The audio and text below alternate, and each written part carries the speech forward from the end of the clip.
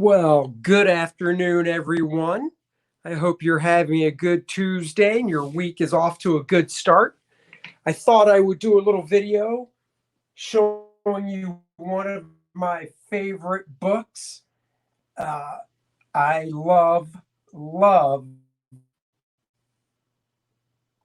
give me a second here. I love black and white art, and I love DC putting out these black and white editions of some of their classic work. This is Batman Noir, The Killing Joke. The Killing Joke is that story from Alan Moore and Brian Bolland that came out back in the late 80s.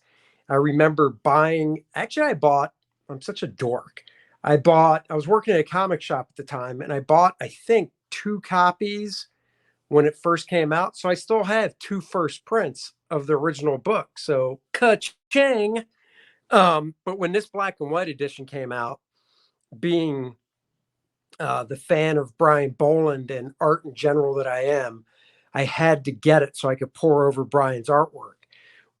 One thing, now Brian works all digital now. He's been working exclusively digital for, I want to say, at least 15 to 20 years, but don't quote me on that. But I know he's all digital. Back then, though, he was working traditional pen and ink, or I should say brush and ink, because from what I've read, Brian Bolland, at least when it comes to the figure work and stuff, is exclusively or was exclusively a brush inker. So all this beautiful line work is done with brush. And another thing, I read an interview with him, and he said that most of his lighting he would do from upper left. So the light source would always be coming down from the top left-hand corner. Obviously, well, this is actually flipped because I believe on the cut, well, now I don't remember, but this is obviously not from the left. The light's coming from the right-hand side. But I mean, this is just so gorgeous to look through, seeing his gradations in tone that he uses with brush. And then, he gets into cross-hatching and more cross-hatching to add different gradations, not just somebody like Steve Rude, whose work is very high contrast in regards to not much feathering. It's either white or it's black, and Steve does just a little bit of feathering, whereas Brian gets in here and really does this soft rendering to turn the form. This book came out, let me see what the date is on the print date, 2016. So this came out 5 years ago. I probably picked it up a couple years after that. Whoa, I don't know what happened with my video just then. That was weird. I picked the book up probably about 2 or 3 years ago. But it's just, this book, besides it being just artistically fantastic with Brian's art, his storytelling is just so nice as well. Now, granted, Alan Moore wrote it, and Alan Moore scripts are rather dense from the few I've seen, and the few people that I know that have worked with him have said the same thing. So I thought, you know what, we would just page through this book and just look at it. And if something strikes at me, I would add some commentary. I still will look at this book, even though my style isn't really like Brian Bolland's. I'll still pop this book open to look at it, just to see how he does certain things. I love his rendition of the Joker. This is just awesome. But you can tell the light source on this is coming from the upper left and coming down on him. I've never met Brian. I would love to talk to him, just to ask him, how long it took him to do a page. I mean, I can't imagine him doing more than 3 pages a week at this level of detail that he was doing on this work.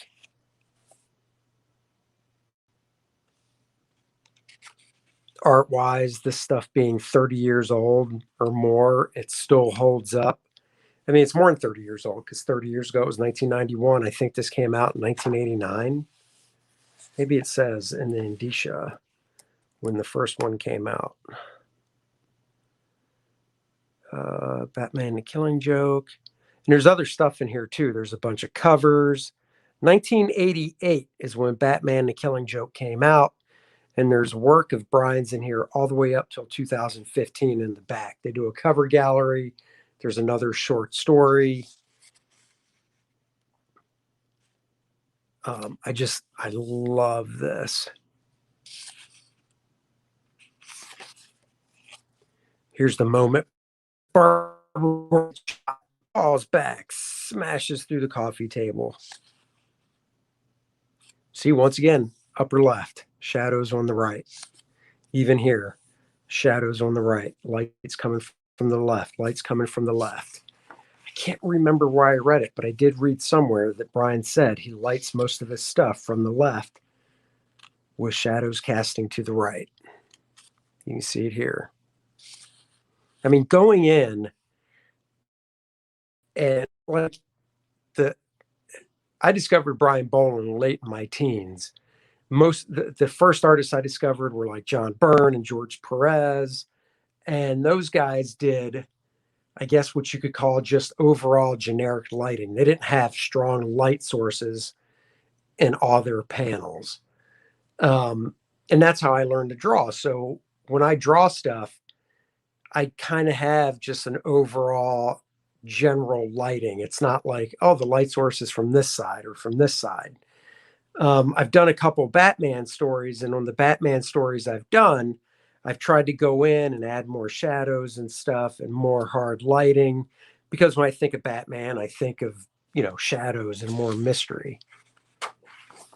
But for instance, drawing Superman, I think of more lighthearted stuff.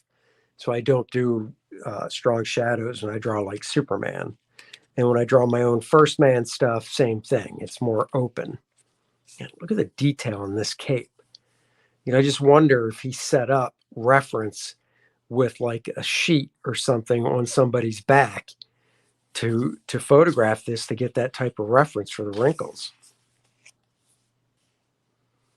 And he's trying to drive Jim Gordon crazy here. Scene at the carnival, all the details with these dolls. Even way far in the background, just the sense of this roller coaster back here that's pushed back into the background night.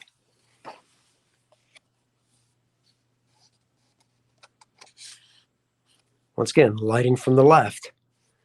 Even here, it's lighting from the left because you can tell by the way the cast shadow goes.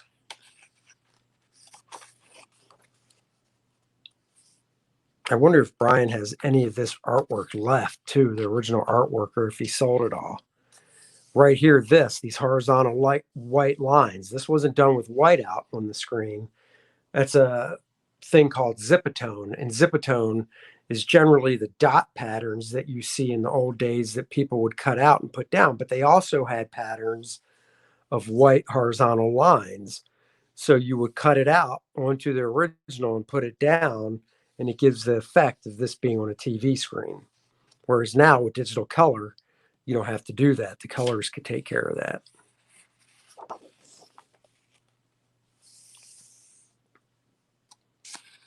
I mean, his Joker.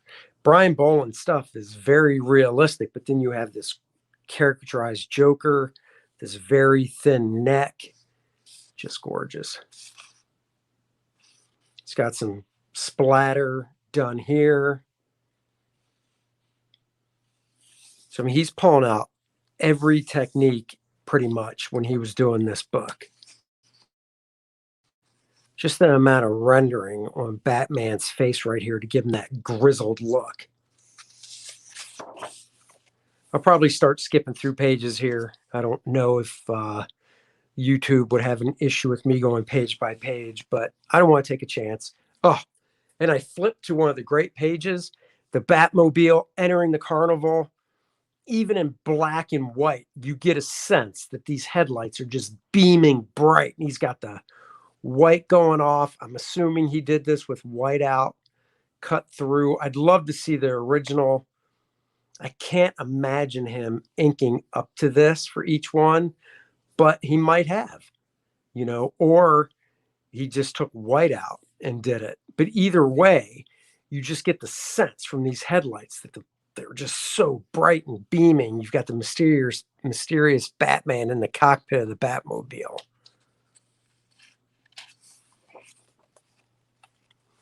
See, I love this panel here. Well, I love this page. I love this shot of the Joker, very evil looking.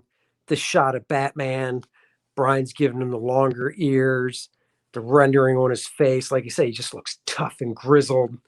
This shot where he's tackling the Joker. Once again, the light's coming down from the upper left. And if you break it down into the basic shapes, the light's coming down to where you can tell it's coming from over here. He does his feathering in direction of the light. So this leg has the shadow here. But then if you pull the light source down, this leg is totally in light, except for this little bit here that's catching shadow. And the cast shadows, it's just gorgeous. I love messing around in different artist styles, and this is stuff I would play with when I had the time in my sketchbook, where I would do a drawing and try and go, let me analyze Bolland and pick a light source like he does and just really stick to it. This great little figure here.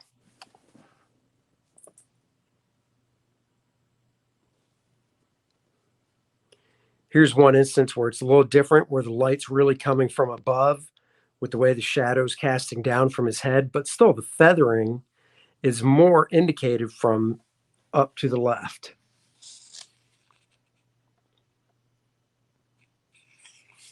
I would say that Bolland definitely has a definitive version of Batman.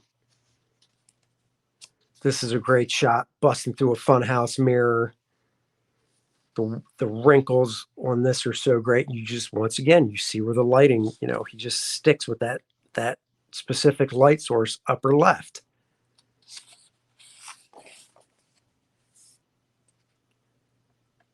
So if you're a fan of comic book art and you're a fan of Batman, I would highly recommend getting this book. This face is so intense.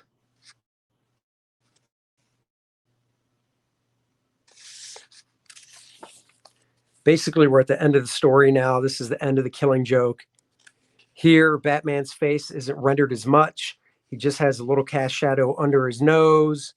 And I want to say part of it is because this page, he's kind of telling a joke. It's a little more humorous, not as serious.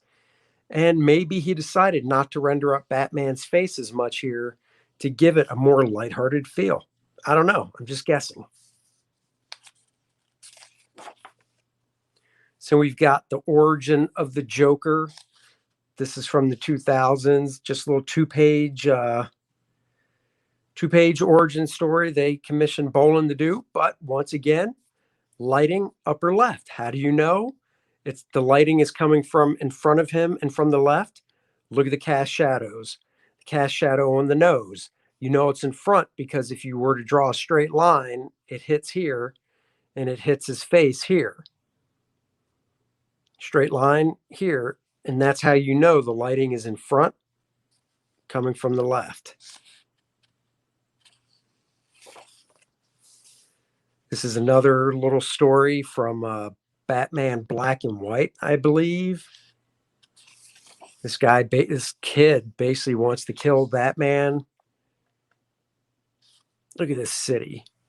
This looks like it's right out of from my memory, which could be a little foggy, but really reminds me of the 1989 Batman Gotham City. Batman sitting in his cave. Got the Batmobile, the Penny, the T-Rex, Robin's costume, all the key elements. Once again, he's got that nice lighting going on. Another great effect with the headlights, with this little bit of cross-hatching on the inside of the beams. You get a nice sense of light coming off of him. He's drawing a very old school Batmobile. Gotta love that. And guys, as you're watching the video, please smash the like button. Leave a comment if you want. That would be awesome. And of course, subscribe to my channel. Share the video. You know, let other people see this goodness. Look at this gnarly Two-Face. I've drawn Two-Face once, and I can definitely say I didn't get that gnarly. I got gnarly with it in a different way, but just the way he gets into the hair and stuff.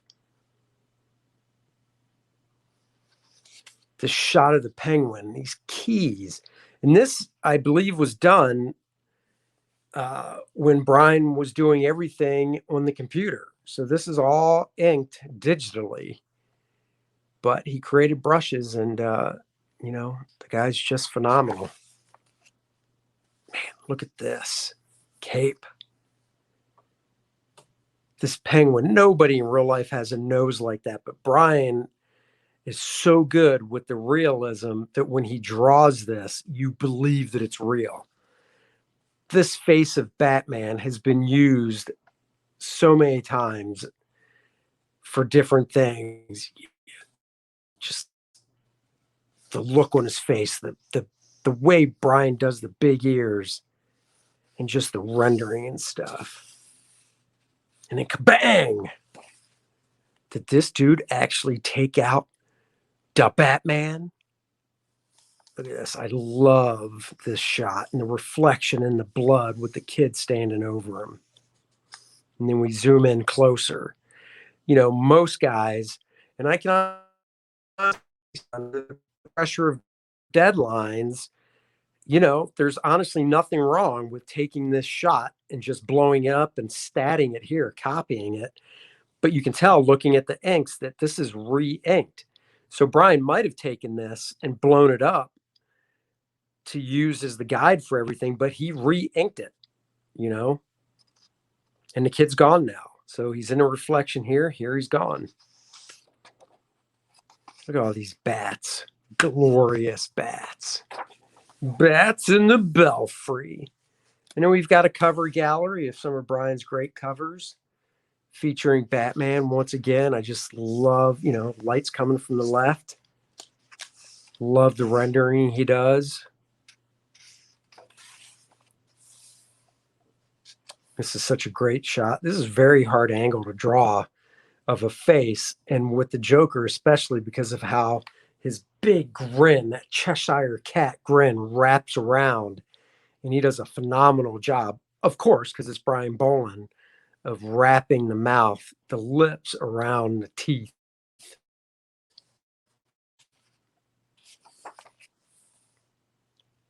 Love this. January 2016, just gorgeous. This is from 2000, so I don't know if this was inked with a brush or digitally, but who cares? I mean, once again, light coming from the left, cast shadow onto the arm. He does his feathering in the direction that the light is coming, so you really get the sense of the light hitting the form.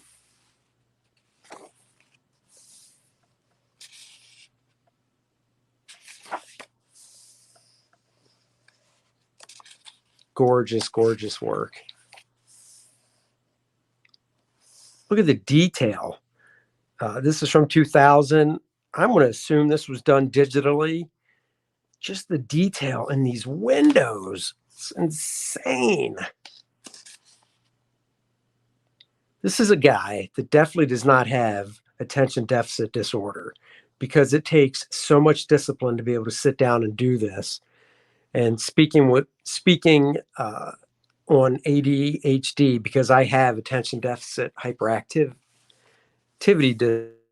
disorder, it's very hard to sit down and do this type of stuff. It's very hard to focus. Love this. Nightwing jumping or falling and in the shadow of Batman. So is Batman above him, coming right down after him? I don't know. Love that Nightwing face.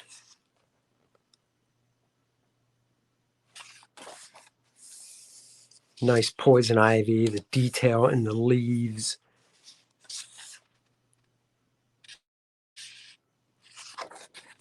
Brian is definitely an artist I would love to meet. I love this texture he did on the penny back here. It's underwater. Aquaman, a character you don't usually see or connect with Bolland.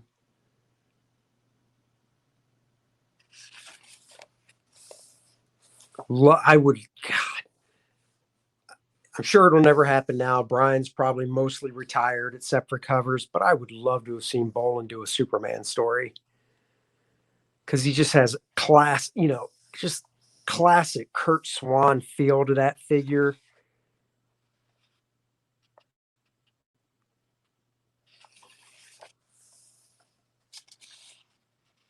Scarecrow.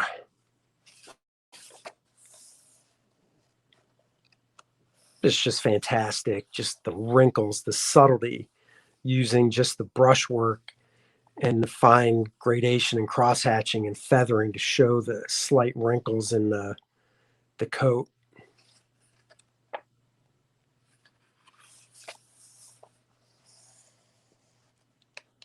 Another cover with Superman there, swooping in from Gotham Knights.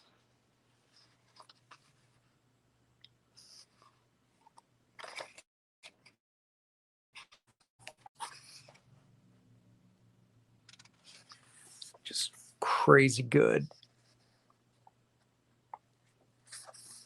Graham Nolan's Bane. How'd you like to create a character and see Brian Bolland's take on it? In other words, I would love to see Brian Bolland draw First Man. That would be awesome. That is so good, though. I just got a text message. I don't know what it's from. Have to check it later. It would be rude to check. Well, I better check it just in case it's my wife. Let me check my text. So while I'm doing that, you guys can look at this art. Nothing important. Look at the detail in this scorpion. The texture he used. I read a thing, the bigger the scorpion, the less dangerous it is. That means this thing's not dangerous at all. And the smaller the scorpion, the more poisonous. So, if that's true, this dude shouldn't be that worried.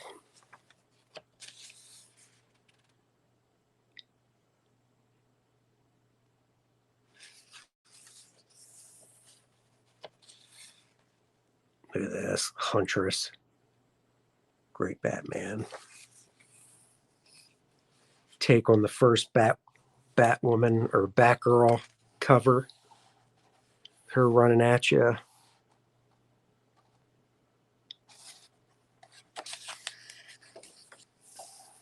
Look at that detail on the Man Bat. Man. It's just gorgeous. Another Bane.